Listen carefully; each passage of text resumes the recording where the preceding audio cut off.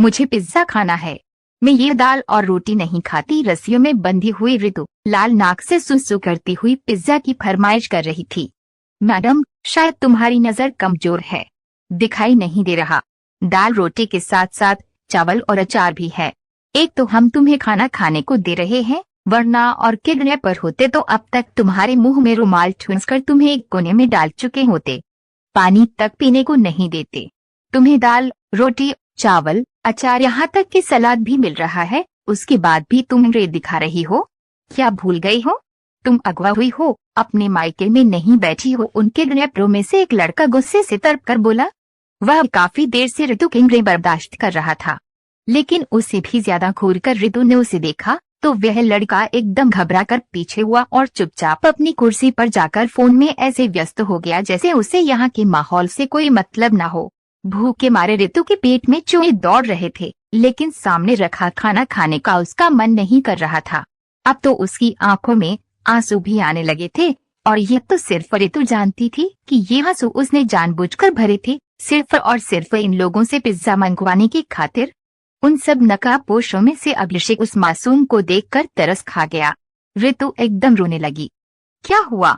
Pizza के लिए रो रही हो? नहीं, मेरे पेट में दर्द हो रहा है। अच्छा, पेट में दर्द हो रहा है और पिज्जा भी खाना है? अजीब पागल लड़की हो, अभिषेक ने उसे गुस्से से डांट दिया। अरे बुद्धू, वो वाला नहीं बल्कि वो वाला पेट दर्द हो रहा है, ऋतु ने उसे घूरते हुए बोला।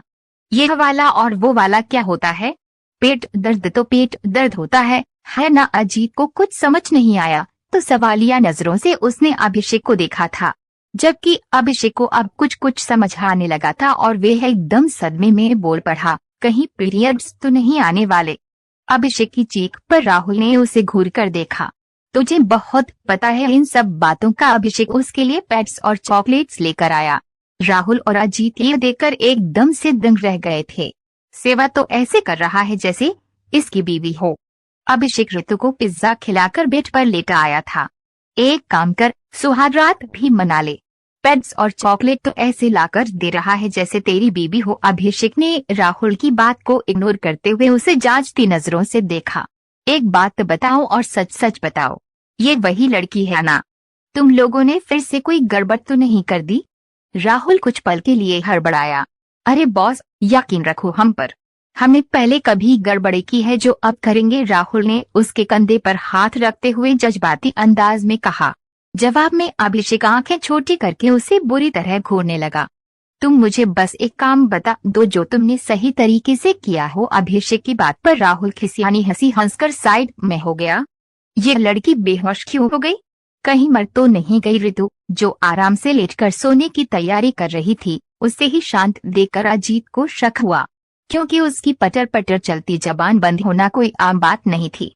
रास्ते भर बक बक करके उसने उन दोनों के कान खा लिए थे। उन्हें समझ नहीं आ रहा था कि वे किडनैपर हैं या फिर यह लड़की उन्हें किडनैप करके ले जा रही है। मजबूरन उन्हें उसे चुप करवाने के लिए उसे बेहोश करना पड़ा और बेहोशी में ही उसे छोटे से अड्डे पर ले आए थे, जो कि अभिषेक के चौकीदार राजू बाबा के बेटे की पंचर की दुकान थी। उसके पिछले हिस्से में एक कमरा बना हुआ था। वहीं अभिषेक ने राहुल और अजीत से कहा था कि लड़की को लेकर आओ। अभिषेक काफी देर से सामने मौजूद उस लड़की के चेहरे को घूर रहा था। आखिरकार तंग आकर बोल पड़ा, यह तो मुझे तुम लोगों से पूछना चाहिए। हमें तो लगता है इसे बेहोश करने के लिए राहुल ने कोई बड़ा सख्त वाला केमिकल इस्तेमाल किया है। कोने में बैठे अजीत ने अपनी बात कहना जरूरी समझा, जबकि अभिषेक बस उन्हें गुस्से से घूर रहा था जो किसी काम के नहीं थे। इससे तो अच्छा था कि वह लड़की को अगवा करने के लिए कोई आदमी खरीद लेता, कम से कम इस मामले के खराब होने की उसे टेंशन तो न होती। वे सब एक दूसरे से बातों में मगन थे जब एक मासूम सी सुरीली आवाज कानों में गूंजी, तुम लोग खामोशी से नहीं बैठ सकते क्या? मेरी नींद खराब हो रही है। मैं कल भी पूरी रात ठीक से सो नहीं पाई थी और अभी भी तुम लोगों के ड्रामे शुरू हो गए हैं। वह ऐसे बोल रही थी जैसे सामने मौजूद लोग उसके दुश्मन नहीं बल्कि उसके सगे भाई हों। अभिषेक ने उसकी बात सुनकर हैरत से अजीत की ओर देखा। कहीं तुमने सच में इसे नशा वशात तो नहीं कर दिया? भगवान से डरो यार, कैसी बातें करते हो तुम? क्या मैं तुमको ऐसा लगता हूँ? अजीत ने अपने कानों को हाथ लगाते हुए कहा। चुप कर जाओ तुम लोग प्लीज, मेरे सिर में दर्द होने लगा है।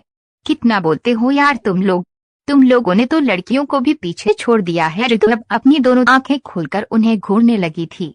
तुम चुप करो वरना ऐसी जगह पहुंचा देंगे जहां से तुम्हारी वापसी नामुमकिन हो जाएगी। राहुल ने उसे खूंखार लहजे में धमकाने की कोशिश की। पहले खुद तो उस गंदी जगह से उठ जाओ। ऋतु के कहने पर राहुल ने अचानक अपनी साइड पर देखा जहां एक मासूम सी बिल्ली अपना पेट साफ कर रही थी। वह एकदम हड़बड़ाकर उठकर खड़ा हुआ। बड़ा आया मुझे गायब करने वाला, वे दांत किटकिटाते हुए बोली। अभिषेक उस वक्त खामोशी से उस लड़की की एक हरकत को नोट कर रहा था जिसका चेहरा बेहद मासूम था लेकिन जबान कैंची से भी ज्यादा तेज चल रही थी। Oh hello mister hero, I mean mister goonda, अपनी आंखें नीची कर लो वरना अगली मुलाकात कोर्ट में होगी। अजीत की नजरों की तपिश अपने चेहरे पर महसूस करते हुए वह तीखे शब्दों में बोली। और ये तुम लोगों ने क्या मुझे रस्सियों से बांध रखा है? तुम लोगों को एहसास भी है कि मैंने अपने मैनिक्योर और पेडिक्योर पर कितने पैसे खर्च किए हैं? जल्दी से रस्सियां खोलो, अगर मेरे हाथों में निशान पड़े तो मैं इस दुनिया में तुम लोगों का आखिरी निशान भी नहीं छोड़ूंगी।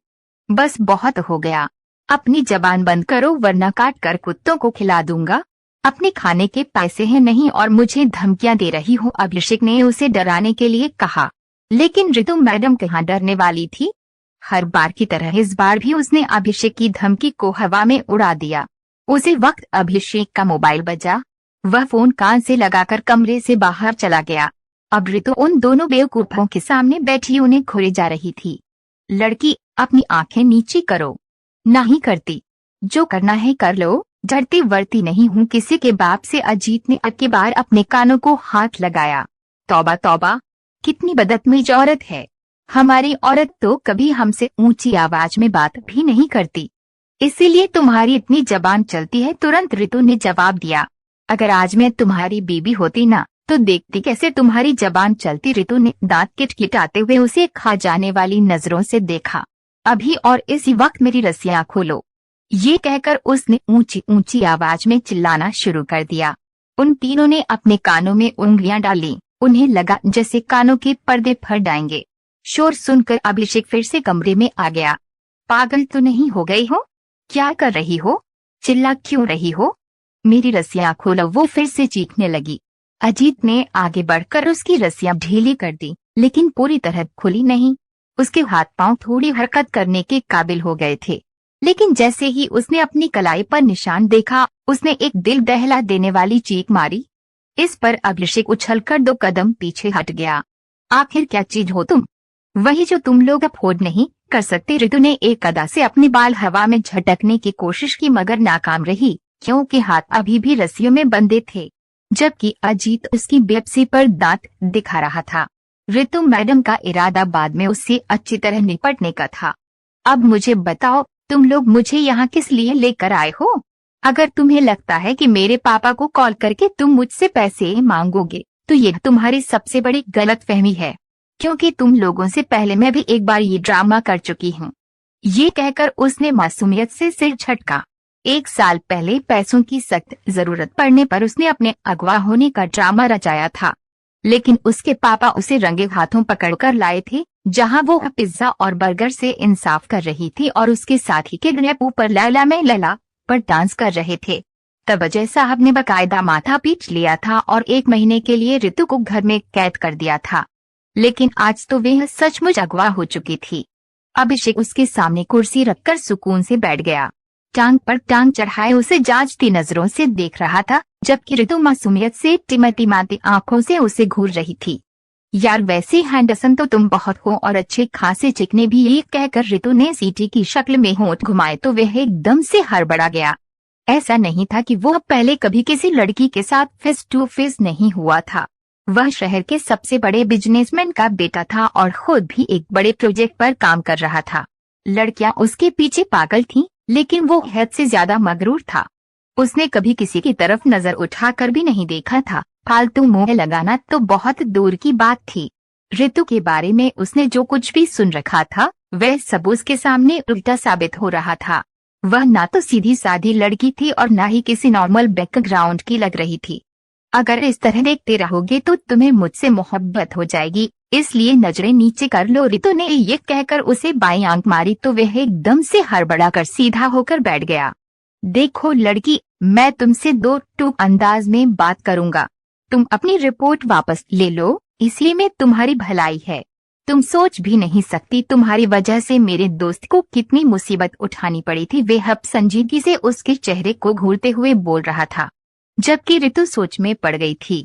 देखो, मैं जानती हूँ कि मेरे अंदर एक कीड़ा मौजूद है जिसकी वजह से मैं चैन से नहीं बैठ सकती, लेकिन माँ कसम, मैंने कभी ऐसा काम नहीं किया कि पुलिस जाने की नौबत आ जाए। मेरे बाप को पता चल गया तो वह मेरी हड्डियां तोड़कर मुझे घर पर ही बिठा देगा। ये इल्जाम किसी और पर लगाना मेरे लिए ये सहना बड़ा मुश्किल है। ये कहते हुए रितु ने बड़ी मुश्किल से रस्सियों से अपना बायां हाथ बाहर निकाला और कानों को हाथ लगा लिया।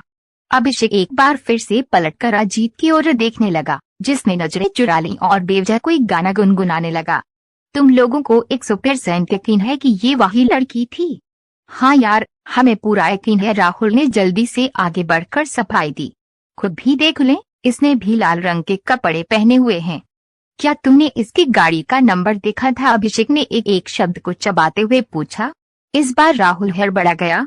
मुझे एक अर्जेंट कॉल करनी है, मैं थोड़ी देर में आता हूँ। ये कहकर वह जल्दी से कमरे से बाहर खिसक लिया था।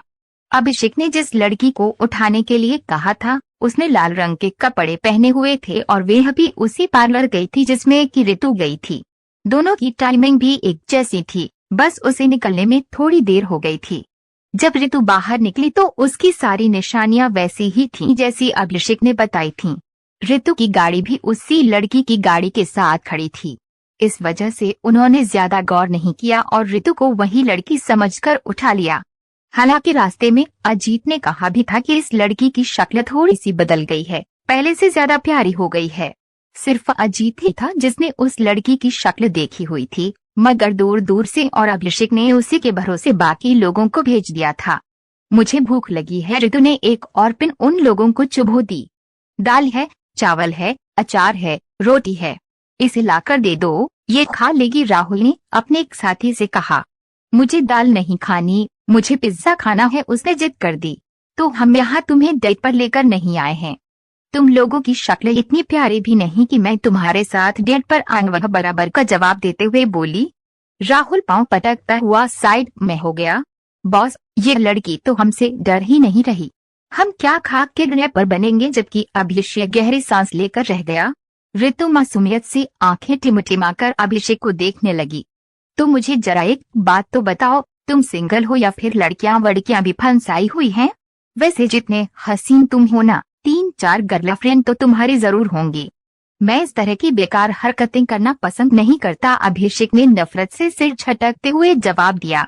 वह खामोशी से कुर्सी पर बैठी पूरे कमरे को गौर से देखने लगी। उसके पेट में हल्का हल्का दर्द उठ रहा था और ये दर्द क्यों हो रहा था, ये बात उसे अच्छी तरह पता थी, जिसकी वजह से वे थोड़ी सी डिस्टर्ब हो गई थी। अभिषेक ने जब उसके चेहरे के बदले हुए भाव देखे तो पूछे बिना ना रह सका, क्या हुआ? तुम ठीक तो हो? नहीं, उसने मासूमियत से सर नामे हिलाकर जवाब दिया। मुझे लगता है मुझे वॉशरूम जाने की जरूरत है। भाई, हम कहते हैं कि इसको एक कदम भी बाहर मत निकलने देना, वरना ये यहाँ से भाग जाएगी। अजीत, जो कुछ देर पहले ही कमरे में आया था, उसके उठने से पहले ही बोल पड़ा। अभिषेक ने उसे बहुत ही गंदे तरीके से घूरा तो वह सटपटाते हुए वहीं वापस बैठ गया। किसी भी तरह की चालाकी करने की कोशिश मत करना, अभिषेक उसे समझाते हुए उसकी रस्सियां खोलने लगा। उसी वक्त उसका मोबाइल बजा। स्क्रीन पर जगमगाते मैसेज को देखकर उसने अचानक अपनी आंखें बंद कर ली। अभिषेक को अपने अंदर गुस्से की लहर उठती महसूस हो रही थी। उसका बस नहीं चल रहा था कि वह अपने निकम्मे दोस्तों को जिंदा जमीन में दफन कर दे। वे गलत लड़की को अगवा करके ले आए थे। अभिषेक को खुद पर भी अब बुरी तरह गुस्सा आने लगा था और शर्मिंदगी का एहसास भी अलग हो रहा था। अब उसे समझ नहीं आ रहा था कि वह अपनी गलती कैसे सुधारे। दूसरी तरफ जब रितु कुर्सी से उठी तो वहां लाल रंग के छोटे छोटे निशान दिखाई दिए। उन्हें देखकर अभिषेक बुरी तरह सटपटा गया। अचानक उसने दोबारा रितु को खींचकर कुर्सी पर बिठा दिया। वह हैरानी से उसकी शक्ल देखने लगी। तुम ये क्या कर रहे हो? बहुत अर्जेंट जाना है मुझे, उसने इस बार धीमे से अभिषेक के कान में कहा। अभिषेक जरा सा उसके कानों की तरफ झुका और संजीदा लहजे में बोला, क्या तुम्हारे पास इस सब का इंतजाम नहीं था? हैरत के मारे ऋतु की आंखें खुली की खुली रह गईं और देखते ही देखते शर्म से उसका चेहरा लाल लंगार बन गया। ओए मजनू, तू क्या इस लड़की के साथ फ्री हो रहा है? पीछे खड़े राहुल से ये मंजर देखा नहीं गया और वह जलन में बोल पड़ा, तुम चुपचाप खड़े रहो। अभी जो मैं तुम लोगों के साथ करने वाला हूँ ना, वह तो तुम लोग मरते दम तक याद रखोगे। अभिषेक ने उसे धमकाते हुए कहा और फिर दोबारा ऋतु की ओर देखा। नहीं, उसने बेबसी और मासूमियत से सिर नामे हिला दिया। अगले ही पल उसे गुस्सा आया था। और तुम तो ऐसे पूछ रहे हो जैसे ये लोग मुझे पिकनिक पर लेकर आए थे जो मैं सारा इंतजाम करके चलती। ये लोग मुझे किडनैप करके लाए थे। अभिषेक को फिर से शर्मिंदगी महसूस होने लगी। अच्छा सुनो, तुम यहीं पर बैठी रहना, उठना मत। वे उसके लिए सामान लेने के इरादे से कमरे से बाहर निकलने ही लगा था कि उसे फिर से ऋतु की हल्की सी आवाज सुनाई दी, सुनो, मेरे लिए चॉकलेट्स भी लाना, बहुत दिल कर रहा है। वह एक पल के लिए चौंका, फिर उसे याद आया कि ऐसी हालत में लड़कियां चॉकलेट खाना पसंद करती हैं, जबकि राहुल के तो तन बदन में आग लग गई। ओह हेलो मैडम, हम तुम्हें अगवा करके लाए हैं, तुम्हें होटल में खाना खिलाने के लिए नहीं जो तुम हमारे साथ इतना फ्री हो रही हो। और सुन अभिषेक, तू कहाँ जा रहा है? कहीं ऐसा तो नहीं कि जैसे फिल्मों में होता है वैसे ही तुझे भी इस लड़की से पहली नजर में मोहब्बत हो गई है? राहुल की आंखों में यह मंजर बहुत बुरी तरह से चुभ रहा था। देखो मिस्टर हैंडसम, तुम जल्दी से जाओ, इन लोगों को छोड़ो, इनसे तो मैं खुद ही निपट लूंगी। ऋतु ने हाथ हवा में झुलाकर उसे बाहर निकलने का इशारा किया तो वह उसकी शक्ल देखता रह गया। काफी देर से वह अपने दिमाग पर जोर डालने की कोशिश कर रहा था, मगर उसे याद नहीं आ रहा था कि ये लड़की उसने पहले भी कहीं देखी है। वो गाड़ी में जाकर बैठा ही था कि उसके दिमाग में अब जैसे धमाका सा हुआ। धीरे धीरे उसे सारा मंजर याद आ गया। यह तो वही लड़की थी जिसे वह पिछले 2 सालों से तलाश कर रहा था। यही तो वजह थी कि उसकी इस कदर जबान तराजी के बावजूद भी वह उसके किसी सवाल का जवाब नहीं दे पा रहा था। अभी भी जब वो उसके करीब गया था तो उसे वही जानी पहचानी खुशबू महसूस हुई थी। ऋतु पिछले 5 सालों से एक ही परफ्यूम यूज कर रही थी। वह उस परफ्यूम से बुरी तरह जुड़ गई थी। उसे अंदाजा नहीं था कि इसी परफ्यूम की वजह से उसकी जिंदगी बदलने वाली है। अभिषेक के जाने के बाद राहुल और उसके दोस्त फिर से ऋतु के सामने कुर्सी खींचकर बैठ गए। और दीदी, तुम हमें एक बात तो बताओ। अब की बार जैसे ही अजीत ने उसे दीदी कहा तो वह तड़प कर अजीत के चेहरे की ओर देखने लगी। मैं तुमसे पूरे 5 साल छोटी हूँ, खबरदार, जो तुमने मुझे खुद से बड़ा बनाया। ओह दीदी, यह सारी बातें छोड़ो, मैं तो तुम्हारी इज्जत करता हूँ, इसी वजह से तुम्हें दीदी कहता हूँ। तुम हमें ये तो बताओ कि तुम्हारा बाप कितना अमीर है? अगर हम तुम्हारे बाप से करोड़ मांगे तो क्या वे हमारी झोली में फेंक देगा? ऋतु ने उसे इतनी बुरी तरह घूरा कि वे नजरें चुराने पर मजबूर हो गया। मैं तुम लोगों को एडवांस में बता चुकी हूँ कि मेरा बाप मेरी वजह से तुम लोगों को एक फूटी कौड़ी भी नहीं देगा। लेकिन हाँ, अगर तुमने उसे फोन करने की कोशिश की तो वह यहाँ अगले 1 घंटे में पहुँच जाएगा और तुम लोगों को जेल की सलाखों के पीछे भी फेंक देगा। क्या तुम लोग जानते नहीं हो कि मैं शहर के कमिश्नर की बेटी हूँ? यह सुनकर राहुल और अजीत दोनों ही खिलखिलाकर हंस पड़े। बस बस, ये लंबी लंबी किसी और के सामने जाकर छोड़ना। हमें पता है तुम्हारा बाप कोई छोटा मोटा कारोबार करता है और अच्छी खासी कमाई कर लेता है, लेकिन इसका मतलब ये नहीं है कि तुम उसे कमिश्नर ही बना लो। इस बार मुस्कुराने की बारी ऋतु की थी, लेकिन पेट में उठते दर्द की लहर की वजह से वह मुस्कुराना भी उसके लिए मुश्किल हो रहा था। वह भी अंदाजा लगा चुकी थी कि उन लोगों ने गलत लड़की को अगवा कर लिया है। अभिषेक जैसे ही सामान लेकर वापस आया, अजीत ने बिना कुछ सोचे समझे उसके हाथों से थैली उचक ली।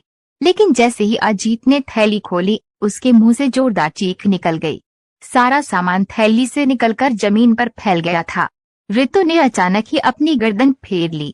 ओ भाई, ये तो गजब हो गया। कब हुआ या कैसे शुरू हुआ? ओ भाई, हमें भी तो बताओ, हम तुम्हारी पूरी मदद करेंगे। अगर इलाज के लिए हमें अपना एक गुर्दा भी बेचना पड़ा तो हम तुम्हारे लिए अपना गुर्दा भी बेच देंगे। लेकिन हमें बताओ तो सही, फिजूल बातें मत करो और ये सारा सामान मुझे दो, अभिषेक ने सख्ती से कहा। अरे भाई, तुम्हें ये सब शुरू कब से हुआ? बेवकूफ इंसानों, ये मेरे लिए नहीं, इस लड़की के लिए है। वाह मेरे यार, हमारे लिए तो तुम 2 की टॉफी भी लेकर नहीं आते और इस लड़की के लिए चॉकलेट्स के साथ पीरियड्स का सामान लेकर आए हो। मुझे तो लग रहा है जितनी सेवा तुम इसकी कर रहे हो ना, इसी तरह चलता रहा तो अगले घंटे में तुम इसके साथ सुहागरात भी मना लोगे।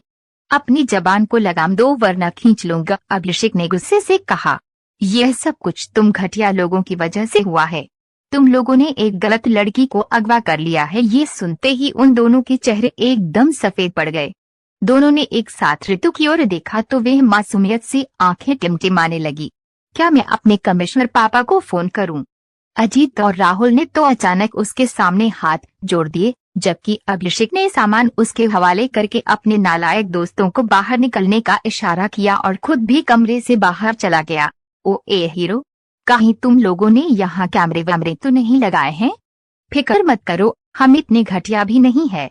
अभिषेक की मुस्कुराहट ना चाहते हुए भी गहरी हो गई थी, क्योंकि जब से उस पर यह राज खुला था कि ये लड़की वही लड़की है जिसकी तलाश में वह 2 सालों से मारा मारा फिर रहा था, तब से उसकी मुस्कुराहट उसके होठों से जुदा नहीं हो रही थी।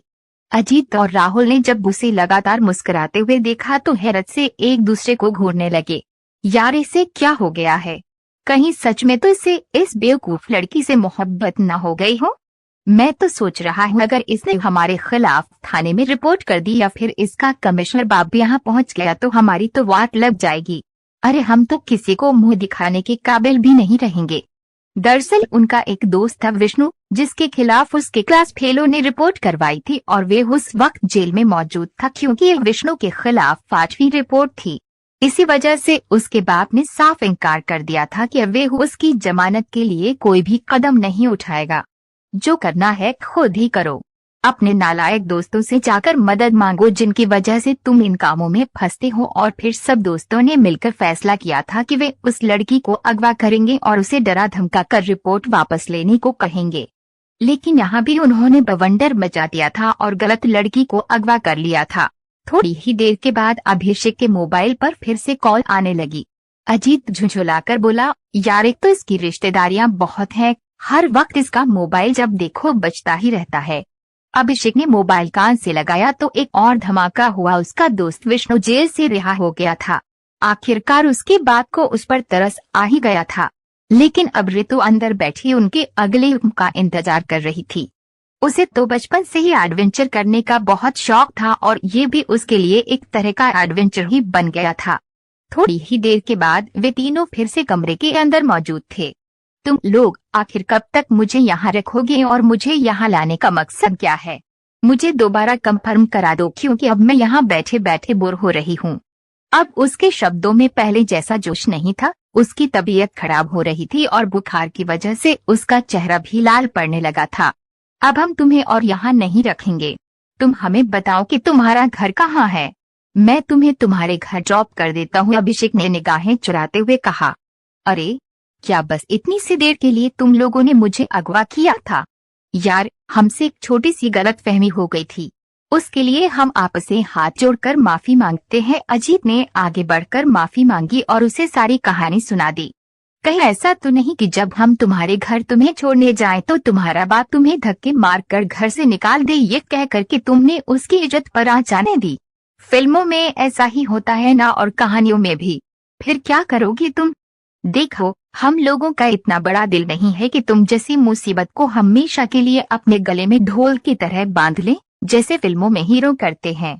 जब एक इज्जतदार और गैरतमंद बाप ऐसे केसेस में लड़की को घर से निकाल देता है तो वहीं के निर्णय पर आगे बढ़कर लड़की की मांग में सिंदूर भर देता है, उसे अपनी पत्नी बना लेता है, फिर उसे अपने घर लेकर जाता है, उसके साथ सुहागरात मनाता है, बच्चे पैदा होते हैं और दोनों खुशी खुशी रहने लगते हैं, बस कहानी खत्म। लेकिन देखो हम लोगों में इतना लंबा चौड़ा दिल और जिगरा नहीं है कि तुम जैसी आफत की पुड़िया को हमेशा हमेशा के लिए अपनी जिंदगी में शामिल कर लें। तो इस सिचुएशन में जो कुछ करना होगा वह तुम्हें ही करना होगा। उसकी लंबी चौड़ी बात सुनकर ऋतु ने उसे ऐसे घूर कर देखा जैसे उसे अभी अभी कच्चा ही खा जाएगी। फिक्र मत करो, मेरे पापा ऐसे नहीं हैं, और अगर होंगे भी तो तुम जैसे लोग और बेवकूफों के साथ हरगिज नहीं जाऊंगी। और वैसे भी मुझे नहीं लगता कि उन्हें ये तक पता होगा कि मैं घर पर हूँ भी या नहीं। आखिर में बोलते बोलते ना चाहते हुए भी ऋतु के शब्द कड़वे हो गए थे। उसकी आंखों में आंसुओं की नमी उतर आई। अभिषेक ने यह बात शिद्दत से महसूस की। अचानक ही ऋतु की नजर अपने हाथों पर पड़ी और एक दिल दहला देने वाली चीख गूंज उठी। क्या हुआ? तुम ठीक तो हो? मेरी अंगूठी, मेरी मंगनी की अंगूठी गुम हो गई। अजीत और राहुल बौखलाते हुए जमीन पर आंखें फाड़ फाड़ कर देखने लगे, जबकि अभिषेक अपनी जगह पर एकदम पत्थर सा बन गया। उसे लगा जैसे उसके कानों ने कुछ गलत सुन लिया हो। क्या वे अपनी मंगनी की बात कर रही थी? उसने अचानक ऋतु के चेहरे की ओर देखा, जहां चिंता की लकीरें साफ नजर आने लगी थीं। वह बहुत ज्यादा घबराई हुई थी, जिससे जाहिर हो रहा था कि यह अंगूठी उसके लिए कितनी अहम थी। अगर अंगूठी इतनी अहम थी तो उसे पहनाने वाला भी। इससे आगे अभिषेक सोच भी न सका। उसने गुस्से से अपनी मुट्ठी खींच ली और लंबे लंबे डग भरता हुआ कमरे से बाहर चला गया। अरे, हमारे बॉस को क्या हो गया? उसे वापस बुलाओ। इस लड़की की अंगूठी ढूंढ कर देनी है, वरना ये चीख चीख कर हमें तो अधमराही कर देगी। अजीत ने पीछे से आवाज भी लगाई, लेकिन अभिषेक वहां से जा चुका था और रश ड्राइविंग करते हुए अपने घर पहुंच गया। उसने राहुल को फोन करके कह दिया था कि ऋतु को उसके घर ड्रॉप कर दे। वह पूरे रास्ते उन दोनों से बातें करती आई थी और उनसे दोस्ती कर ली थी, यहाँ तक कि उन्हें अपना भाई बना लिया था। जब वो अपने घर पहुंची तो राहुल की आंखें हैरत से फैल गईं। ऐसा नहीं था कि वो खुद मिडिल क्लास फैमिली से ताल्लुक रखता था। उसके पापा भी सरकारी अफसर थे और 19वीं ग्रेड के थे, लेकिन ऋतु के घर की तो बात ही अलग थी। चलो मेरे साथ चलो, मैं तुम लोगों को चाय पानी पिलाती हूँ। नहीं नहीं दीदी, आपका बहुत बहुत धन्यवाद। अजीत ने फिर से दीदी कहकर पुकारा तो वह बुरा सा मुंह बनाती हुई गाड़ी से नीचे उतरी और हाथ हिलाकर उन्हें बाय करती हुई उन्हें धन्यवाद करने लगी, जबकि वे दोनों मुस्कुराते हुए वापसी की ओर बढ़ गए। ऋतु तब तक उनकी गाड़ी को देखती रही जब तक वे उसकी नजरों से ओझल न हो गई। घर के अंदर दाखिल होते वक्त उसके दिमाग में एक पल के लिए अभिषेक का ख्याल आया था। बहुत ही अजीब आदमी था। उसे लड़कियों से बात करने की भी तमीज नहीं थी, बल्कि किसी से भी बात करने की तमीज नहीं थी। वह सिर झटकते हुए घर के अंदरूनी हिस्से में दाखिल हो गई। मिल गई मेरी बच्ची को आवारागर्दी से फुर्सत। प्रीति जी की आवाज सुनकर उसने खुद को कुछ भी बोलने से रोका था, लेकिन शायद वह आज उसे बोलते हुए देखना चाहती थी। मैंने तुम्हारे बाप को समझाया भी है कि वह तुम्हें थोड़ी सी लगाम डाले, मगर तुम्हारा बाप सुनता ही नहीं। अगर ऐसे ही चलता रहा तो कल को हमारा मुंह काला करके तुम हमें पूरी दुनिया के सामने रुस्वा कर दोगी। प्रीति जी ने बात आगे बढ़ाई तो वह अपनी जगह रुक गई। आपको मुझे नहीं बल्कि अपनी बेटी को लगाम डालने की जरूरत है। आपको पता भी है कि इस वक्त वे कहाँ है? शहर की सबसे बदनाम जगह पर अपने दोस्तों के साथ पार्टी कर रही है। कल को अगर उसकी तस्वीरें वगैरह लीक होगी तो मुंह छुपाने को आपको जगह भी नहीं मिलेगी। इसीलिए भलाई इसी में है कि मुझ पर से अपनी निगाहें हटाएं और अपनी बेटी की तरफ लगा दें। ये कहकर वह रुकी नहीं थी, बल्कि लंबे लंबे डग भरती हुई अपने कमरे की ओर बढ़ गई। उसका दिल कर रहा था कि वो चीख चीख कर रो पड़े, लेकिन वह उस औरत के सामने रोकर अपने आंसुओं को बेमोल नहीं करना चाहती थी। जैसे ही वो कमरे के अंदर दाखिल हुई, थके हुए अंदाज में बेड पर ले गई और सिसकियों के साथ रोने लगी। जब वह 8 साल की थी तभी उसकी माँ का एक दर्द भरे हादसे में देहांत हो गया था। उधर उसकी माँ का अंतिम संस्कार हुआ कि उनकी चिता की राख भी ठंडी नहीं हुई थी, और उधर उसके बाप ने दूसरी शादी रचा ली। वह उनके अफेयर से बहुत पहले से ही परिचित थी। वह अक्सर अपनी माँ और मासी की बातें सुनती रहती थी। उसकी माँ अपने पति की वजह से अक्सर छुप छुप कर रोती रहती थी। धीरे धीरे वो अपने बाप से दूर होती गई और माँ के करीब होने लगी। लेकिन जब उसे अपनी माँ की सबसे ज्यादा जरूरत थी, तभी वे हमेशा हमेशा के लिए इस दुनिया से चली गई। प्रीति के घर में आने के बाद चीजें काफी हद तक बदल गई थीं, लेकिन उसने अपने आप को बिल्कुल भी नहीं बदला था और न ही मजलूम बनकर उनके जुल्म सहती थी। एक बार उसकी सौतेली बहन ने उसका कमरा छीनने की कोशिश की तो उसने पूरे घर में कयामत खड़ी कर दी। यहाँ तक कि उसके पापा भी उस वक्त उसके साथ खड़े थे। लेकिन वक्त के साथ साथ उसके पापा अब अपनी पत्नी प्रीति का साथ देने लगे और वे उनकी नजरों में बुरी तरह निकम्मी बनती चली गई। एक बार तो उसने कुछ भी गलती नहीं की थी, लेकिन इसके बावजूद भी प्रीति जी ने उस पर इल्जाम लगाया तो उसने जानबूझकर फिर वही गलती की थी और उनकी आंखों में देखते हुए बेफिक्र होकर कहा, जब बिना वजह इल्जाम लग जाए तो क्या कीजिए? तो कीजिए कि वे यह बात कर ही लीजिए। प्रीति जी भी बस उसे देखकर रह गई थी। वह जानती थी है कि उसे कंट्रोल नहीं कर सकती, लेकिन उनके लिए भी अपनी जुबान पर काबू पाना मुश्किल था। अजय साहब ज्यादातर अपनी नौकरी और अपने बिजनेस में बिजी रहते थे और अगर उन्हें कभी टाइम मिलता तो वे अपने सौतेले बच्चों के साथ ही वक्त गुजारते। बड़ी बेटी के लिए उनके पास कम ही वक्त होता था। कुछ महीने पहले ही उन्होंने उसकी मंगनी अपने दोस्त के बेटे से की थी। यह पूरी तरह एक सियासी शादी थी। कार्तिक को ऋतु में जरा बराबर भी दिलचस्पी नहीं थी। उसे संजीदा मिजाज वाली खामोश लड़कियां पसंद थीं और वह सीधी साधी शर्मीली लड़कियों को अहमियत देता था। ऋतु अक्सर सोचती थी कि इसके पीछे भी एक वजह थी। कार्तिक चाहता था कि उसकी बीबी उसकी गुलाम बनकर रहे, जबकि ऋतु से यह सब कुछ बर्दाश्त नहीं होता था। मगर अपने पापा के लिए उसने रिश्ते के लिए हामी भर दी थी। उनके खानदान की कुछ रस्में और कुछ उसूल थे, जिसमें से एक परंपरा यह थी कि उनके खानदान में होने वाली मंगनियां कभी टूटती नहीं थी और जुबान देने वाला पीछे नहीं हटता था। ऋतु भी बस इसी परंपरा की भेंट चढ़ गई थी। अभी भी उसे कल कार्तिक के साथ लंच पर जाना था। होटल की थीम के हवाले से कुछ बातें करनी थीं। उसे अभी से ही सोच सोच कर उलझन हो रही थी। रात के वक्त उसे नींद भी नहीं आ रही थी तो उसने गैर इरादतन मोबाइल में गैलरी खोली और तस्वीरों को देखने लगी। अचानक वह कश्मीर वाली तस्वीरों पर पहुंची और उसके दिमाग में एक धमाका हुआ। उसके वजूद को झटका लगा। वह जल्दी से अपने बेड पर उठकर बैठ गई। अरे, वह बंदा, वह तो वही था जिसकी उस दिन मैंने जान बचाई थी। अभिषेक के बारे में सोचकर ही उसके होंठ सीटी की सूरत में घूम गए। आज जब उसने अभिषेक को देखा था तो वह याद करने की कोशिश भी कर रही थी, लेकिन कई साल गुजर गए थे और अभिषेक का चेहरा भी बिल्कुल बदल चुका था। उस दिन उसका चेहरा जख्मों से भरा हुआ था जिसे पहचानना मुश्किल हो रहा था। शिट, मुझे किसी का तो नंबर लेना चाहिए था। अब मैं अपने भाइयों से दोबारा कब मुलाकात करूंगी? उसे अब सच में अफसोस हो रहा था। कम से कम वह अजीत भाई का ही नंबर लेकर आती, जो अच्छा खासा मजाकिया इंसान था। अगर कभी कभार उसका मूड खराब होता तो वह उससे बात करके अपने मूड को बेहतर बना सकती थी। 2 साल पहले वह अपने दोस्तों के साथ घूमने के लिए कश्मीर गई थी। वहां रास्ते में ही एक गाड़ी का एक्सीडेंट हुआ था। ऋतु ने जाकर देखा तो गाड़ी में अभिषेक मौजूद था। ऋतु अपनी फ्रेंड के साथ मिलकर अभिषेक को अस्पताल लेकर गई थी और फिर काफी देर तक उसके साथ ही बैठी रही थी। उस लड़के के होश में आने के बाद भी ऋतु उसके पास ही ठहरी रही और फिर उसके घर वालों के आने पर वे वहां से चली गई। अभिषेक को वह लड़की पहली ही नजर में बहुत अच्छी लगी थी, लेकिन उसके पास उस लड़की का कोई अता पता नहीं था। उसे लग रहा था कि ये सिर्फ और सिर्फ कुछ दिनों का नशा है जो को दिमाग से उतर जाएगा, लेकिन इतने साल गुजरने के बावजूद भी वह उसे भूल नहीं पाया था। ऋतु उसी के बारे में सोचते सोचते सो गई थी। अगली सुबह उसने अपने मंगेतर से बहाना बना लिया है कि उसे एमफिल में एडमिशन करवाने के लिए यूनिवर्सिटी जाना है। उसने अपनी ग्रेजुएशन पूरी कर ली थी, लेकिन अब टाइम पास के लिए एमफिल करने का भी इरादा था। इस तरह से उसे घर की टॉक्सिक माहौल से थोड़ी देर के लिए रिहाई मिल जानी थी। दोस्त वगैरह तो वह पहले भी ज्यादा नहीं रखती थी, बस 2-3 ही लोग थे। वह भी आजकल अपने काम के हवाले से बिजी थे। ऋतु जैसे ही एडमिशन फॉर्म सबमिट करवाकर पीछे घूमी, उसका वजूद किसी भारी चीज के साथ जाकर टकराया। अंधे हो गए हो, वो गुस्से से चीखी, लेकिन जैसे ही निगाहें उठी तो सामने ही अभिषेक खड़ा था। उसके बाकी के शब्द मुंह में रह गए। राहुल, जो थोड़ी ही दूरी पर खड़ा था, ऋतु को देखकर तेजी से चलता हुआ उसके पास आ गया था।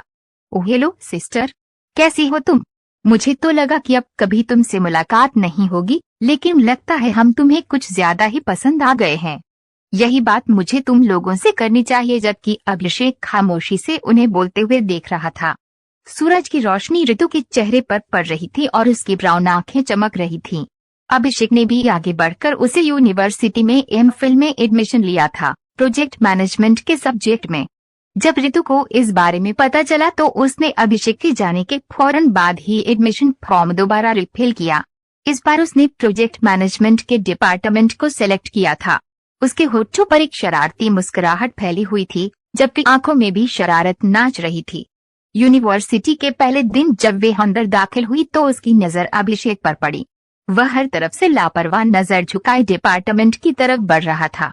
वह भी छोटे बच्चों की तरह उछलती हुई उसके पीछे भागी और हल्का सा थप्पड़ अभिषेक के सर पर मारा। इससे पहले कि अभिषेक कुछ कहता, सामने मौजूद लड़की को देखकर उसने अपने हाथ सी लिए। ये क्या बदतमीजी है? मैं जो चाहे कर सकती हूँ, तुम मुझे रोक टोक नहीं सकते। और तुम्हें ऐसा क्यों लगता है? क्योंकि मेरे पास तुम लोगों की सबसे बड़ी कमजोरी है। तुम लोगों ने मुझे अगवा किया था। अगर मैं चाहूँ तो अभी के अभी पुलिस को जाकर बता सकती हूँ। तुम्हारे पास सबूत नहीं है, इसी वजह से कोई तुम्हारी बात पर यकीन नहीं करेगा। अभिषेक ने उसकी बात पर जैसे नाक से मक्खी उड़ाई। ऋतु उसके बराबर होने की कोशिश में परेशान हो रही थी क्योंकि अभिषेक बहुत तेज तेज चल रहा था। उसने अपनी रफ्तार बढ़ाई तो अचानक उसे ठोकर लगी। इससे पहले कि वे जमीन पर गिर जाती, अभिषेक ने उसकी कमर पर हाथ रखकर उसे गिरने से बचा लिया। वे दोनों इस वक्त एक दूसरे के बेहद करीब थे। ऋतु अभिषेक की सांसों की गर्मी अपने माथे पर महसूस कर रही थी और बुरी तरह से डिस्टर्ब हो रही थी, जबकि अभिषेक की हालत भी उससे अलग नहीं थी। वे लोग काफी देर तक इसी पोजीशन में रहे। जब आगे पीछे से गुजरने वाले स्टूडेंट्स ने उनका ध्यान एक दूसरे की तरफ दिलाया तो वह जल्दी से सीधा होकर खड़ा हो गया। तुम ठीक हो? उसने नरम लहजे में सवाल किया। ऋतु को अपनी धड़कनों की आवाज अपने कानों में गूंजती हुई महसूस हो रही थी और उसके गाल अपने आप तपने लगे थे। उसे खुद को कंपोज करने में काफी वक्त लग गया। क्लास में पहुंचते ही उसने सबसे पहले अभिषेक को यही कहा, आज तुमने अपना एहसान चुका दिया। तुमने मेरी मदद की थी और आज मैंने तुम्हारी मदद कर दी। ये सुनकर वह चौंक गया। फिर बात को समझते हुए उसने हाँ में गर्दन हिला दी। लेक्चर के बीच भी वह उससे लगातार बातें कर रही थी और एक पल के लिए भी वह खामोश नहीं रही थी। क्या तुम थोड़ी देर के लिए चुप होकर नहीं बैठ सकती? अभिषेक ने सख्त लहजे में कहा तो वह बुरा सा मुंह बनाते हुए सर नामे हिलाने लगी।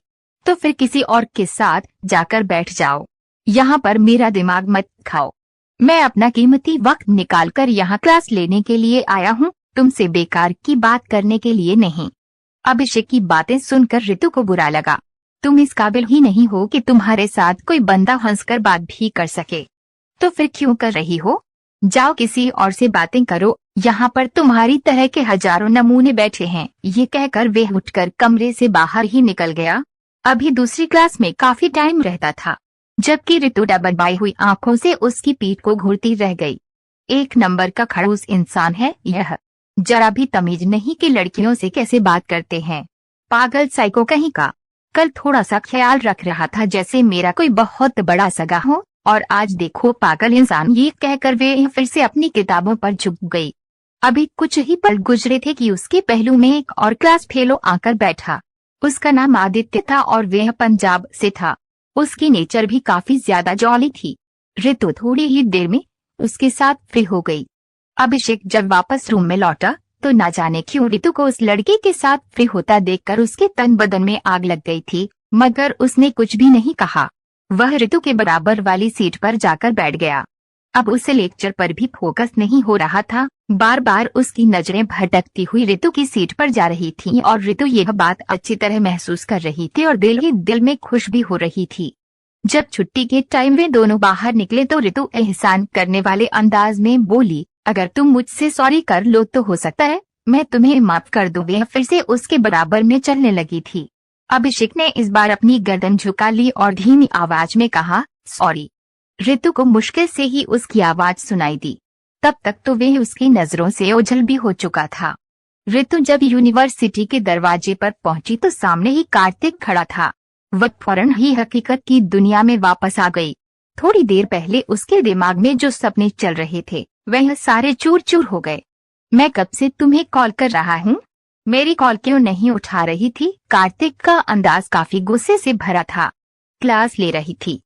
क्या मेरी कॉल तुम्हारी क्लास से ज्यादा इम्पोर्टेंट है? उसने तीखे शब्दों में सवाल किया। मेरा ख्याल है तुम्हें अपने सवाल का जवाब काफी देर पहले ही मिल चुका होगा। वह भी कहाँ पीछे रहने वालों में से थी। कार्तिक बस उसके चेहरे को घूर कर रह गया। जब वह गाड़ी में बैठी तब उसने तंजिया अंदाज में कहा, तुम्हारी बेकार की बातें मैं शादी के बाद बर्दाश्त नहीं करूंगा। अपनी ये लंबी जुबान काट कर आना। क्योंकि मुझे बदतमीजी करने वाली औरतें बिल्कुल पसंद नहीं, और मुझे भी बिना वजह हुक्म चलाने वाले मर्दों से नफरत है, उसने भी बराबर का जवाब दिया। कार्तिक ने एक झटके से गाड़ी रोक दी। उतरो, उतरो मेरी गाड़ी से। ये सुनकर रितु ने नासमझी से उसके चेहरे की ओर देखा। क्या मतलब है तुम्हारा? मैंने कहा अभी और इसी वक्त मेरी गाड़ी से उतरो, वरना मैं तुम्हें धक्के देकर गाड़ी से बाहर फेंक दूंगा। कार्तिक, तुम पागल तो नहीं हो गए हो? तुम मुझे इस तरह बीच रास्ते में उतरने के लिए कैसे कह सकते हो? और यह रास्ता भी काफी सुनसान है, इतना टाइम गुजर गया है, मैं यहाँ पर अकेली। उसके शब्द मुंह में रह गए क्योंकि कार्तिक ने उसे हाथ पकड़कर गाड़ी से बाहर खींचकर निकाल लिया था। इससे पहले वह कुछ समझ पाती, कार्तिक अपनी गाड़ी वहां से लेकर चला गया। रितु का दिल दर्द से भर गया। उसने अपना मोबाइल निकाला ताकि पापा को कॉल करके उन्हें उनके पसंदीदा दामाद की हरकत के बारे में बता सके, मगर मोबाइल की बैटरी खत्म हो चुकी थी। पहली बार उसे इस वीरान जगह से डर महसूस हो रहा था। वह सर झुकाकर छोटे छोटे कदम उठाते हुए आगे की तरफ बढ़ने लगी। अभी कुछ ही सेकंड गुजरे थे कि एक गाड़ी उसके करीब आकर रुकी। वह डर से उछलते हुए पीछे की तरफ हटी। लगता है तुम्हारा सो कॉल मंगेतर तुम्हें यहाँ पर अकेला छोड़कर भाग गया है। अभिषेक की आवाज सुनकर उसके होंठ कोद मुस्कुराहट में ढल गए। अरे दीदी, मैं तो तुमसे कहता हूँ ऐसे आदमी को शादी से पहले ही तलाक देकर इसका काम खत्म करो। अजीत भाई और राहुल दोनों गाड़ी की पिछली सीट पर बैठे हुए थे। दोनों ने जज्बाती अंदाज में उसे उसके मंगेतर से रिश्ता खत्म करने की तरकीब दे दी, तो वह भी कड़वाहट भरे अंदाज में मुस्कुरा दी। ऐसा नहीं हो सकता। जब तक पापा हुक्म नहीं करते तब तक मैं उसके साथ रिश्ता खत्म नहीं कर सकती, वरना मैं उनकी नजर में बहुत बुरी लड़की बन जाऊंगी। वह तो पहले भी मुझे पसंद नहीं करते हैं। अभिषेक ने उसके लहजे में नमी महसूस की तो अचानक पहलू बदल कर रह गया। क्या तुम हम लोगों के साथ खाना खाना पसंद करोगी? कसम से बहुत भूख लग रही है। अरे, तुमने तो मेरे मुंह की बात छीन ली, रितु ने भी चहकते हुए कहा। उसके बाद वह उन लोगों के साथ खाना खाने के लिए होटल में गई और वहां जाकर उसे सारी कहानी समझ में आ गई। उसका मंगेतर, जो उसे बीच सड़क पर छोड़कर गया था, वह इस होटल में एक लड़की के साथ बैठा हंस हंस कर बातें कर रहा था। अभिषेक ने अचानक कुर्सी खींचकर उसके सामने रखी और उसके सामने आकर बैठ गया। रितु को अब अपना मंगेतर नजर नहीं आ रहा था। अभिषेक ने उसका ध्यान दूसरी तरफ से भटकाया और उसकी प्लेट में खाना डालने लगा। वह बस उस इंसान के चेहरे को देखकर रह गई जो किसी और के दिए गए जख्म पर मरहम लगाने का काम कर रहा था। कार्तिक उस औरत के साथ इतना मगन था कि उसे आसपास का कोई होश नहीं था। वे लोग उनके जाने के बाद भी वहीं पर बैठे रहे थे। रितु को अब किसी भी चीज में कोई इंटरेस्ट नजर नहीं आ रहा था। घर वापस जाने के बाद उसने अपने पापा को बताने की कोशिश की तो उन्होंने उसकी बात को इग्नोर कर दिया, उल्टा उसे डांटने लगे। तुम इतनी छोटी सोच की कब से बन गई हो? इतना तो तुम्हें आइडिया होना चाहिए कि वह बिजनेसमैन है और उसका चारों तरह की बिजनेस वुमेन के साथ रिश्ता रहता है। लेकिन जरूरी तो नहीं कि ये रिश्ता सिर्फ और सिर्फ वैसा हो जैसा तुम सोच रही हो। वे लोग किसी बिजनेस डील के सिलसिले में भी वहाँ होटल में जा सकते हैं। पापा, आप मुझे बताएं, कौन सी बिजनेस डील पर एक आदमी दूसरी औरत का हाथ पकड़ता है? अजय साहब उसकी बात सुनकर गुस्से में खड़े हो गए। मुझे नहीं लगता कि उसने कोई बहुत गलत काम किया हो। तुम्हारे बस सोचने का नजरिया छोटा हो गया है, बिल्कुल अपनी माँ की तरह। अपने दिमाग को थोड़ा सा खोलो, अपनी सोच को बदलो, वरना तुम्हारे लिए सोसाइटी में सरवाइव करना मुश्किल हो जाएगा। ये कहकर वे वहां से चले गए थे। वक्त का काम है गुजरना और वह वक्त तेजी से गुजरता जा रहा था। अभिषेक ने खुद से वादा किया था कि चाहे कुछ भी हो जाए वह अब उस लड़की से कोई दिलचस्पी नहीं रखेगा, लेकिन वह चाहकर भी अपने वादे पर कायम नहीं रह पाता था।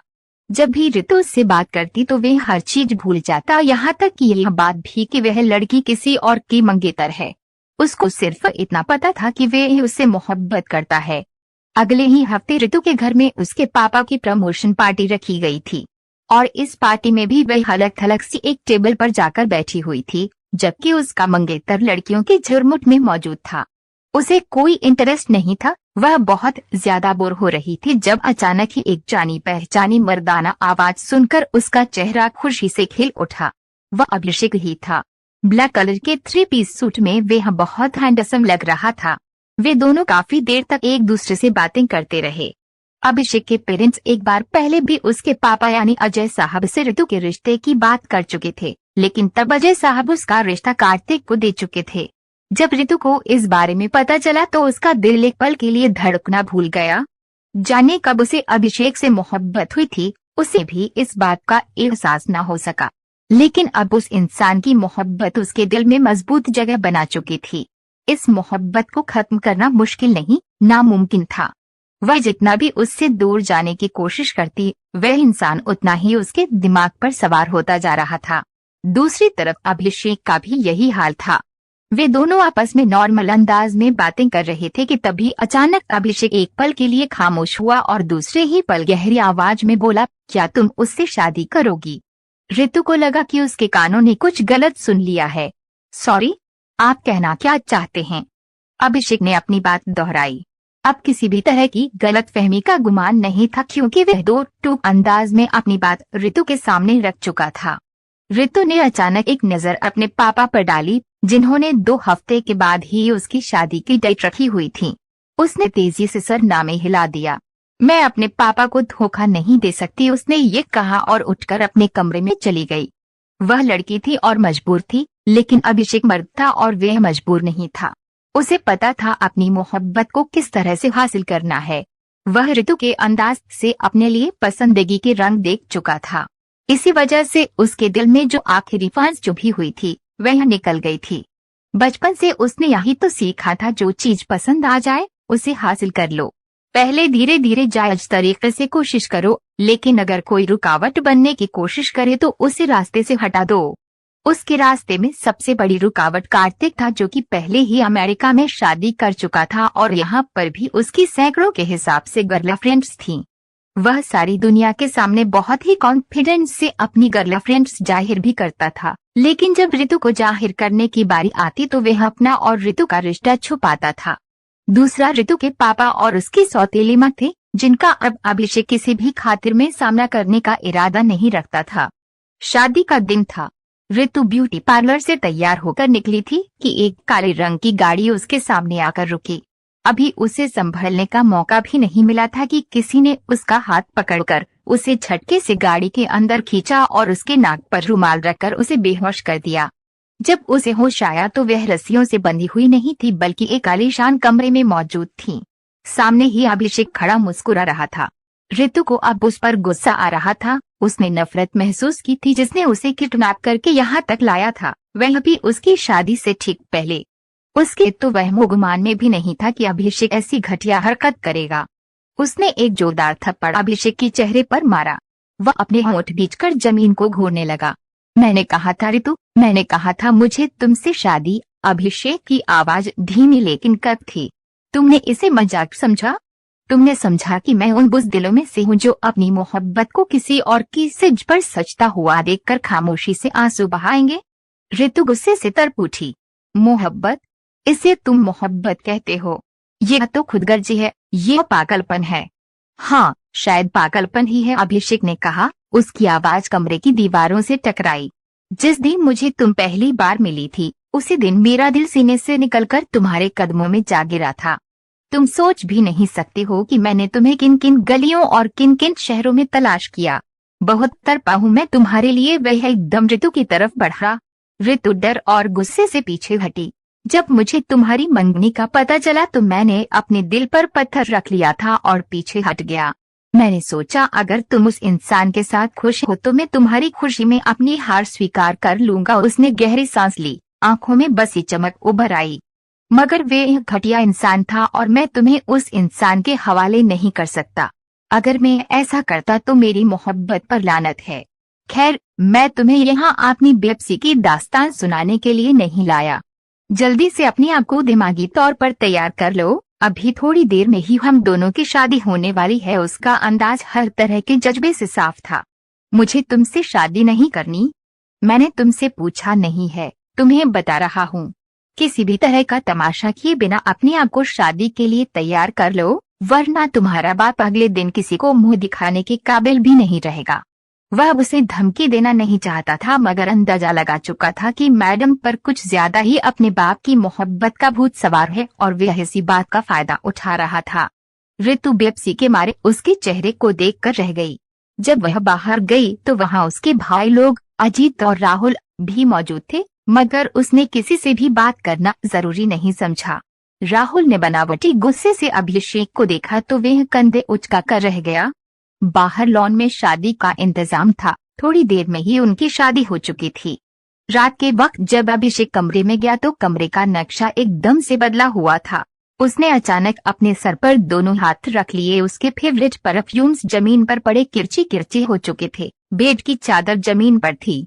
अलमारी में जितने भी कपड़े थे वे सारे फर्श पर बिखरे हुए थे और वॉशरूम में पानी की टोंटी खुली हुई थी, जिससे पानी कमरे के अंदर जमा होने लगा था। यह तुमने क्या किया है? वह गले के बल चिल्लाया तो ऋतु दूसरी तरफ करवट बदल कर लेट गई। वह अपने कपड़े बदल चुकी थी और सर तक चादर तान कर लेटी हुई थी। वह आगे बढ़ा, झटका देकर ऋतु का बाजू पकड़कर उठाया तो वह आंखें घुमाने लगी। फिर मासूमियत से बोली, क्या कर रहे हो पतिदेव? मुझे नींद आ रही है, सोने दो मुझे। उसने ऐसे शब्दों में कहा कि अभिषेक के दिल की धड़कन रुक सी गई। अजीब सी बेचैनी उसके पूरे वजूद पर छा गई। ऋतु की नींद से भरी हुई आंखें उसे बुरी तरह बहका रही थीं। दूसरी तरफ ऋतु ने उसकी आंखों में गुस्से की बजाय जुनून की तलब देखी तो बुरी तरह हड़बड़ाते हुए पीछे हटी, लेकिन तब तक वह उसे खींचकर अपने करीब कर चुका था। एक तो तुम्हें सजा देने का दिल ही नहीं करता क्योंकि तुम सर से पैर तक मोहब्बत करने के लायक हो। ये कहकर वह उसके होठों पर झुकने ही वाला था कि ऋतु ने अचानक अपने होठों पर अपना हाथ रख लिया। अभिषेक को यह बात बिल्कुल भी पसंद नहीं आई। उसने ऋतु का हाथ उठाया और उसके दोनों बाजू पकड़कर पीछे की तरफ बांध दिए। क्या तुम मेरे साथ जबरदस्ती करोगे? वह बनावटी गुस्से के साथ बोली। अगर तुम इस तरह जिद करोगी तो मुझे जबरदस्ती करनी पड़ेगी, इसलिए अच्छी बीवियों की तरह मेरा साथ दो, मुझे खुश करो। यह तुम्हारा फर्ज है और मेरा हक। तुम जिस हक की बात कर रहे हो वह हक मैं मानती नहीं हूँ। तुमने मेरे साथ जबरदस्ती शादी की, तुमने मुझे मेरे घर से उठाया है। पहले तो तुम मुझसे इस सब की माफी मांगो, इसके बाद तुम्हें कुछ मिल सकता है। वह आंखें दिखाते हुए बोली, ठीक है, मैं आपसे माफी मांगता हूँ। मैंने जो कुछ भी किया वो गलत किया। आप जो भी सजा देंगी मुझे मंजूर होगा। तुम्हारी सजा ये है कि अगले 1 महीने तक मेरे करीब नहीं आओगे और न ही मुझे हाथ लगाने की कोशिश करोगे। अभिषेक बोलकर पछताया कि उसने उसे सजा का हक क्यों दिया था। आपकी हर बात मंजूर है लेकिन ये नहीं। ये कहकर वे फिर से उसके होठों पर झुकने लगा तो ऋतु ने जल्दी से अपना चेहरा मोड़ लिया। अब की बार अभिषेक के माथे पर बल पड़ गए। वह उसके होठों पर झुककर जबरदस्ती उन्हें अपने कब्जे में ले चुका था। ऋतु ने विरोध करने की कोशिश की, लेकिन फिर धीरे धीरे उसका विरोध दम तोड़ने लगा। जब अभिषेक उससे दूर हुआ तो वह उसके सीने पर सर रखकर गहरी गहरी सांसें ले रही थी, जबकि अभिषेक उसकी सांसों की तपिश को अपने सीने पर महसूस करते हुए बुरी तरह से जुनूनी हो रहा था। उसने बहुत ही सावधानी के साथ ऋतु को बेड पर लिटाया और उसकी गर्दन में अपना चेहरा छुपाने लगा।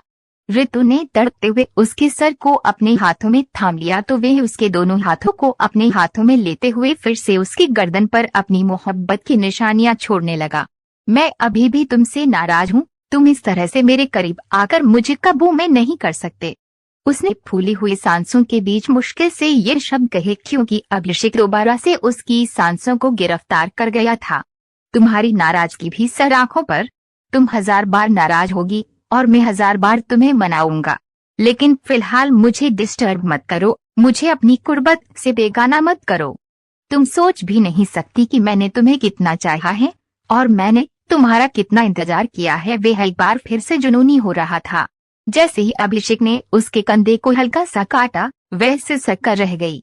उसकी सिसकियां अभिषेक को और भी बेचैन कर रही थीं। वह बेकरार होकर एक बार फिर से उसकी वजूद पर अपनी मोहब्बत के निशान छोड़ने लगा। जैसे ही उसने शर्ट के नीचे हाथ डालते हुए ऋतु की धड़कनों को अपने हाथों में लेकर हल्का सा दबाया, वह बेचैन होते हुए उठकर बैठ गई। अभिषेक को बिल्कुल अंदाजा नहीं था कि उसने शर्ट के नीचे कुछ नहीं पहना है। जब उसके हाथ उसकी नरम मुलायम धड़कनों पर पड़े तो ऋतु का दिल तेजी से धड़कने लगा था और वह हड़बड़ाकर उठ बैठी थी। तो वहीं अभिषेक के पूरे बदन में भी एक करंट सा दौड़ गया था। वह धीरे से खुलकर मुस्कुरा दिया क्योंकि जानता था कि आज से पहले उसके करीब कोई भी मर्द नहीं आया था। इसी वजह से वह उसकी बहुत ज्यादा इज्जत करता था। तुम मुझे इस तरह छोड़कर बेचैन कर रहे हो। मुझे कुछ कुछ हो रहा है, मुझे खुद पर काबू नहीं हो रहा, रितु ने कांपते होठों से कहा। उसकी बेचैन हालत देखकर अभिषेक जोर से हंस पड़ा और उसे अपनी बाहों में समेट लिया। वादा करता हूँ मेरी जान, थोड़ी देर में ही तुम्हारी सारी बेचैनी दूर हो जाएगी।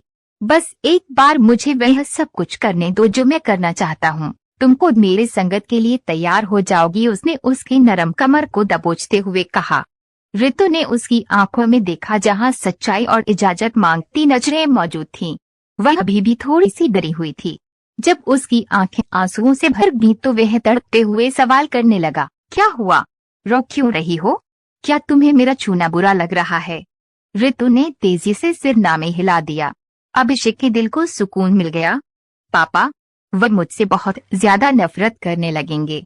फिक्र मत करो, मैं सब कुछ ठीक कर दूंगा। तुम्हारे पापा के दिल में तुम्हारे हवाले से जितनी भी गलतफहमियां हैं मैं सब दूर कर दूंगा। तुम सिर्फ और सिर्फ मुझ पर भरोसा रखो। तुम मुझे छोड़ तो नहीं दोगे? रितु के दिल को जो बात काफी देर से परेशान कर रही थी वह उसकी जुबान पर आ गई। उसे लग रहा था कि अभिषेक को उससे सिर्फ एक अट्रैक्शन है, जैसे ही उसकी ख्वाहिश पूरी हो जाएगी वह उसे छोड़ देगा। लेकिन अभिषेक ने उसकी ये गलतफहमी भी दूर कर दी। मैं तुम्हें मरते दम तक नहीं छोड़ूंगा, हमेशा तुम्हें अपने सीने से लगाकर रखूंगा और तुमसे ऐसे ही मोहब्बत करता रहूंगा। सिर्फ और सिर्फ मुझ पर एक बार भरोसा करके देखो, अपने आप को मेरे हवाले कर दो और मुझे अपने वजूद पर मोहब्बत की छाप लगाने दो, तो तुम्हें अपने किसी भी फैसले पर पछतावा नहीं होगा। ये मेरा तुमसे वादा है। उसने अभिषेक की बातों पर यकीन करते हुए अपने आप को उसके हवाले कर दिया। जैसे जैसे रात सरकती जा रही थी वह अपनी मोहब्बत की बारिश में उसे भिगो रहा था। सुबह जब वह सोकर उठी तो अभिषेक पहले से ही वहां पर मौजूद था। वह उसके सीने पर सिर रखकर लेटी हुई थी। जब उसे अपनी धड़कनों पर दबाव महसूस हुआ तो वह सहमते हुए पीछे की तरफ हटी, लेकिन अभिषेक फिर से उसे अपने शिकंजे में ले चुका था और उसकी धड़कनों में फिर से अपना चेहरा छुपा गया। पापा के पास जाना है, तुमने मुझसे वादा किया था। अभिषेक गहरी सांस लेते हुए उठकर बैठा। जानता था कि उसकी सुई अभी तक उसी जगह पर अटकी हुई है। वह अभिषेक से छुपती फिर रही थी, जबकि वह उसके इस अंदाज पर मुस्कुरा रहा था।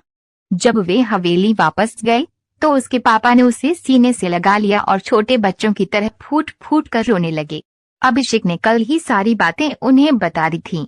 उन्हें कार्तिक की असलियत के बारे में बताया, जो पहले से शादीशुदा था और ये शादी वह सिर्फ बिजनेस में फायदा लेने के लिए नहीं बल्कि उन्हें नीचा दिखाने के लिए कर रहा था, क्योंकि एक बार अजय साहब ने कार्तिक की भरी महफिल में इंसल्ट कर दी थी और वह इसी बात का बदला लेना चाहता था।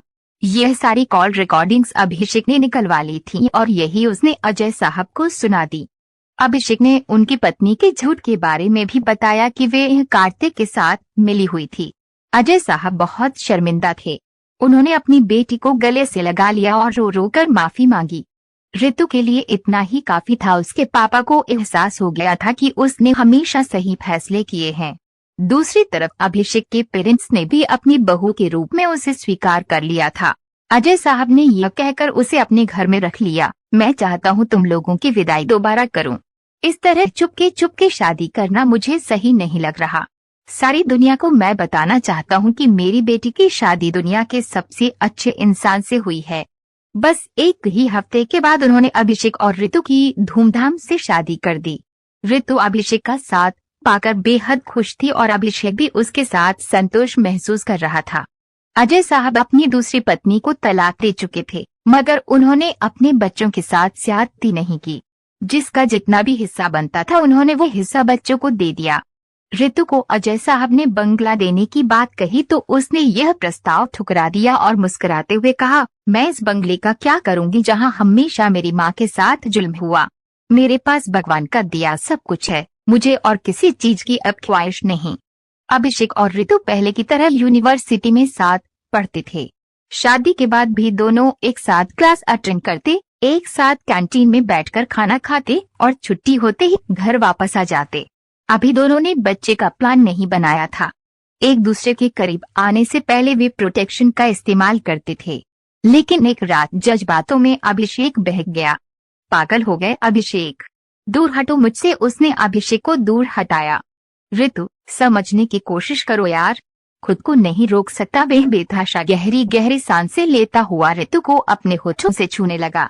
तो तुम्हें ख्याल रखना चाहिए अभिषेक, पिछली बार ही मैं तुम्हें याद दिला चुकी थी। लेकिन अभिषेक सुन कहाँ रहा था। उसके शर्ट के बटन खुलता हुआ वह उसकी ब्रा के हुक भी खुल गया था और उसकी नरम धड़कनों को पीते हुए अपने अंदर तक सुकून उतरता हुआ महसूस करने लगा। अब तो ऋतु की भी सांसें गहरी हुई थी।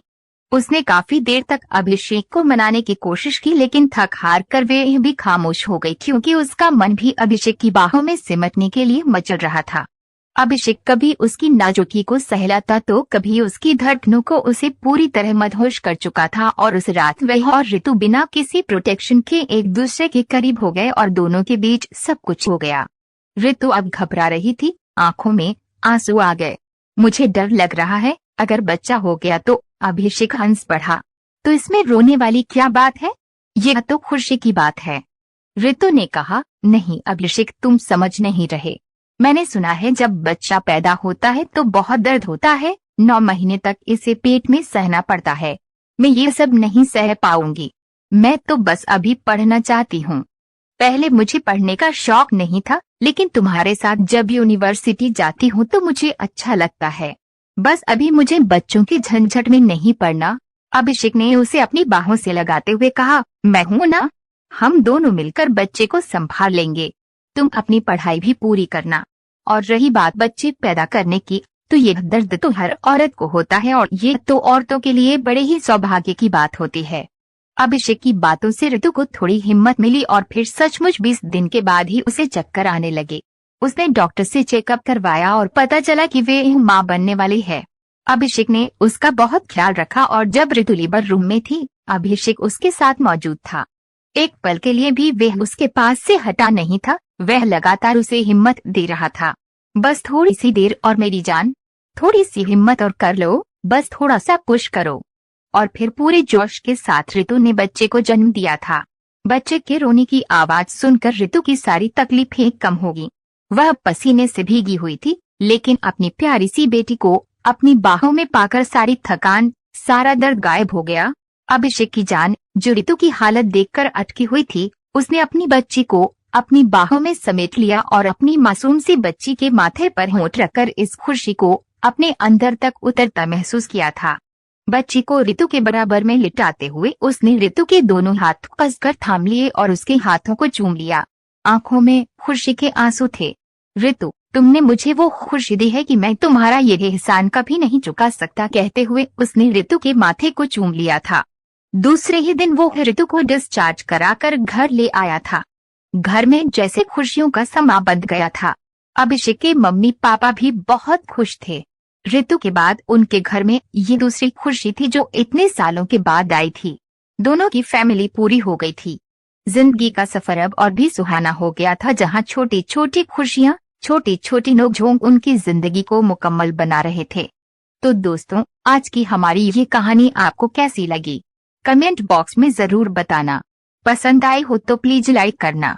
ऐसी और रोमांटिक कहानियां सुनने के लिए हमारे चैनल को सब्सक्राइब करना। मिलते हैं दोस्तों अगली किसी नई और रोमांटिक सी कहानी के साथ।